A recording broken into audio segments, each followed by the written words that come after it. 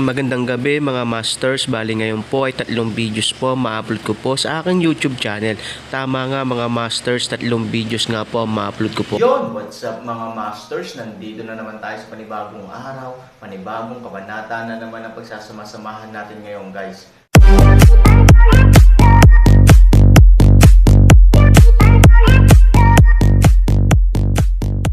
Bali mga masters, kung bago ka pa lang po sa aking YouTube channel, please click the subscribe button, lalong-lalo na po yung notification bell guys, para maging connected pa rin tayo sa isa't isa at maging updated kayo sa mga susunod ko pang video. Bali mga masters, bago natin umpisahan ng kwento ay mag-shoutout po muna tayo para sa mga solid nating tagapakinig. Sobra akong nagpapasalamat sa inyo mga Sec Masters at aking mga Emperor. Maraming salamat sa solid na pagsuporta nyo. Yun na nga mga masters, no? Bali hindi na ito patagalin. In 3, 2, 1, let's go! Mga masters, baka pwedeng hindi tayo mag-skip ng ads. Salamat mga masters. Ang bagong yugto ni Daryl sa Storytelling Channel sa YouTube mapapakinggan. Ang bagong kabanata. Para ang aming lahi ng mga tao ay kanilang kabkuban at gawin alipin. O higit pa roon, dahil hindi ko masasabi kung ano pa ang kaya nilang gawin na kasamaan. Dahil sa pag-uugali ng mga engkanto na ito. At baka din maisipan nilang sakupin ang aming mundo ng mga tao. Habang ginagamit ang mga kasanayan at mga teknik na kanilang matututunan sa aklat namin mga tao. Kailangan ay mapigilan ko ito ang mga sinabi ni Prinsesa Blanca. Hindi nila pwedeng matutunan ang lahat ng nakasaad sa aklat namin mga tao. Kailangan ay makuha ko ang mga aklat na iyon sa kamay ng prinsesa ng lahi ng mga engkanto na si Prinsesa Blanca. Hindi talaga nila maaari matutunan ang mga ganang pangbihirang kasanayan. Hindi talaga maaari. Kailangan malaman ito nila Shawl at Z. Kailangan ay may mabuo na din akong plano para sa mga dapat gawin na ngayon na nandito na ako sa mundo ng mga engkanto. Sa ngayon kailangan ko muna maalis ang mga kalalakihan na nagmula sa mundo namin mga tao na ginawang alipin ng mga engkanto. At kapag naalis ko na sila dito, babalik ako sa imperyo na ito upang kunin ang mga aklat na naglalaman ng mga pangbihirang kasanayan na nagmula sa mundo naming mga tao. Sabi ni Daryl sa kanyang sarili habang nakatingin ito kay Prinsesa Blanca. At maya-maya, si Prinsesa Blanca ay napatingin kay Daryl at napansin nito ang tingin ni Daryl sa kanya. At si Prinsesa Blanca ay nagsalita at tinuro si Daryl at sinabi, Ikaw sundalo nasa dulo ng hanay. Kanina ko pa napapansin na labis kang nakatingin sa akin. Nais kong malaman kung bakit ganon na lang ang pagtingin mo sa akin. Ikaw ay lubos na nakatitig sa akin. Hindi ko gusto na tinitignan mo ako ng ganyan. Anong dahilan mo bakit ka nakatingin ng husto sa akin? Magsalita ka, sabi ni Prinsesa Blanca sa malakas na tono. Nang marinig ito ng mga kasundaluhan at ni General Raiji, silang lahat ay napatingin kay Daryl. At nang marinig ni Daryl ang mga sinabi ni Prinsesa Blanca at nang makita niya na siya ang tinutukoy ni Prinsesa Blanca, si Daryl ay bumalik sa kanyang ulirat. At si Daryl sobrang nagulat at nabigla. At si Daryl ay napabulong sa kanyang sarili at sinabi, Nako, masyado pala akong napatingin at napatitig ng husto kay Prinsesa Blanca. Hindi ko naisip na baka ako ay kanyang makita na ako ay nakatingin sa kanya. Dahil sa labis kong pag-iisip na kailangan kong makuha sa kamay ni Prinsesa Blanca ang mga aklat na naglalaman ng mga pangbihirang teknik. Kaya ako ay napatitig ng husto sa kanya. Ano na lang ang aking isasagot sa kanyang tanong kung bakit ako nakatingin sa kanya. Hindi niya pwedeng mahalata na hindi ako kalahi nila at hindi talaga ako isa sa kasundaluhan ng kanilang lahing engkanto. Kapag nagkataon na pinaalis ang helmet na aking suot-suot ngayon, malalaman nila ang aking pagkakilanlan na ako ay nagmula sa mundo ng mga tao. Kapag nagkataon, mapapalaban ako ng husto nito. Hindi ko man maubos o matalo ang mga engkanto na ito at ang prinsesa ng mga engkanto at makaalis ako dito. Sigurado ipapahanap ako nito sa buong kasundaluhan na mayroon ang lahi ng mga engkanto. Lalo na nakakatiyak ako na makakarating ito sa hari ng mga engkanto na si Haring Harry. Kapag nangyari iyon mas mahihirapan ako na gawin ang mga dapat kong gawin sa mundo na ito. Tulad na lang ang pinaka-importante para sa akin na dapat kong magawa sa mundo ng mga engkanto. Kailangan ko mahanap si Brother Zubaji sa mundo na ito. Kailangan ko makaisip ng dahilan na maaari kong isagot sa tanong ni Prinsesa Blanca kung bakit ako labis na nakatingin sa kanya. Sabi ni Daryl sa kanyang sarili. Samantala, nang mapansin ni Prinsesa Blanca na hindi umimik si Daryl, si Prinsesa Blanca ay naglakad ng ilang hakbang pasulong at ito ay dahan-dahan lumapit kay Daryl at sinabi. Hindi naman siguro na wala ang iyong pandinig. Kung ayaw mo matulad sa isa sa mga kasundaluhan na iyong kasamahan na aking inalisan ng puso kanina. Sumagot ka sa aking tanong. At bigyan mo ako ng magandang dahilan kung bakit ka lubos na nakatitig sa akin. Sabi ni Prinsesa Blanca sa seryosong tono na may galit. Nang marinig ito ni Daryl, ito ay yumuko at nagsalita at sinabi.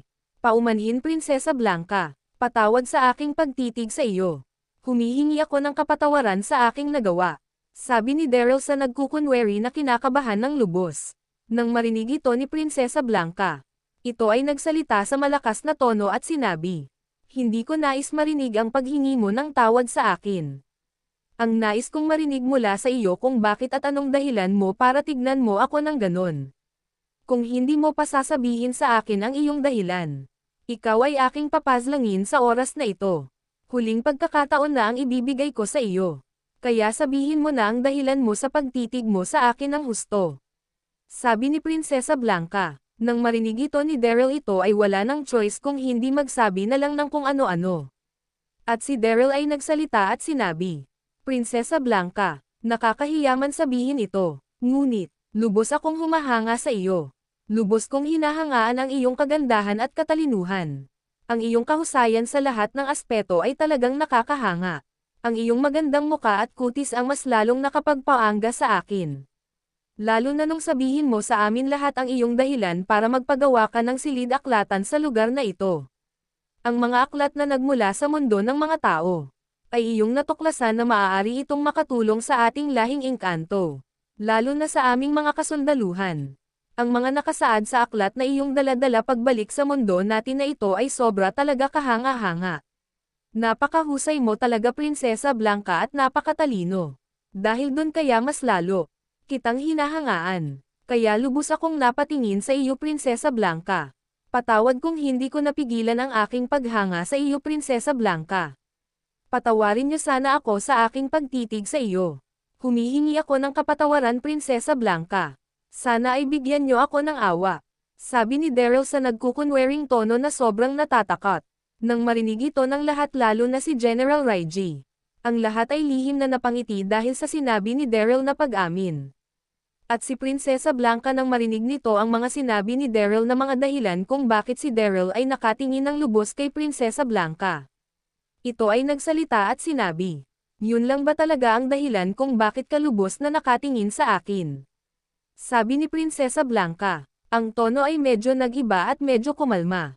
Nang marinig ito ni Daryl ito ay agad-agad na sumagot habang nananatili itong nakayuko at sinabi. Oo Prinsesa Blanca yun lamang ang dahilan kaya ako nakatingin sa iyo ng husto. Sana ay mapatawad niyo ako. Sabi ni Daryl. Nang marinig ito ni Prinsesa Blanca. Ito ay nagsalita at sinabi. Yun lang pala ang dahilan mo muntikan pa kita mapaslang. Pasalamat ka sanay na ako na mabigyan ng paghanga ng lahat. Hindi ko naman masisisi ang mga tulad nyo na humanga sa aking mga kakayahan at kasanayan. Lalo na pagdating sa katalinuhan at kagandahan. Hindi ko mapipigilan ang ganong mga pangyayari. Tuldok, dahil dun ikaw ay aking papatawarin ngayon. At sana ay hindi ko na makita o mapansin na ikaw ay labis na nakatingin sa akin ng husto. Kahit na sinabi ko na sanay na ako sa pagbibigay pagpuri at paghanga sa akin.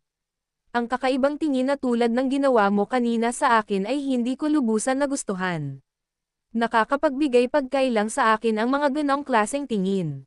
Pasalamat ka at hindi agad kita pinaslang. Dahil sa ganon tingin na ginawa mo kanina, ay maaari na nais mo akong saktan at may binabalak ka na masama laban sa akin. Sana ay nagsasabi ka talaga ng totoo. Dahil narinig mo naman na kahit si General Raiji ang inyong general. Ay kapag may binalak ito na masama laban sa akin ay kamatayan ang magiging kaparusahan. At hindi nito kayang magtagumpay. Lalo ka na isa ka lang normal na sundalo. Kaya madali para sa akin na ikaw ay paslangin at alisan ng buhay. At kayong lahat makinig kayo sa aking sasabihin. Kung sino man sa inyo ang may nais gawin sa akin na hindi maganda at masama. Hindi ako maaawa sa inyo at papaslangin ko kayo sa karumal-dumal na pagpaslang. Sana ay malinaw sa inyo iyon. Sabi ni Prinsesa Blanca. Nang marinig ito ng lahat, sila ay agad-agad na sumagot ng sabay-sabay at sinabi, "Naiintindihan namin mahal na Prinsesa Blanca. At wala kami masamang gagawin laban sa iyo. Kami ay maglilingkod sa iyo ng tapat." Sabi ng mga kasundaluhan, nila Daryl at ni General Raiji. At si Prinsesa Blanca ay muling tumingin kay Daryl at sinabi, "Maaari mo na alisin ang iyong pagkakayuko. Sana ay malinaw sa iyo lahat ang aking sinabi." Sabi ni Prinsesa Blanca. Yun na nga mga masters, no? Bali panibagong kabanata na naman yung natapos natin ngayong gabi. Muli, maraming salamat po talaga sa walang sawang suporta po sa aking YouTube channel na talagang inaabangan nyo po ang bawat upload ko po. Bali mga masters, magkita-kita ulit po tayo bukas ng gabi at ngayon po ay magpapaalam po muna tayo. Bali mga masters, bye-bye!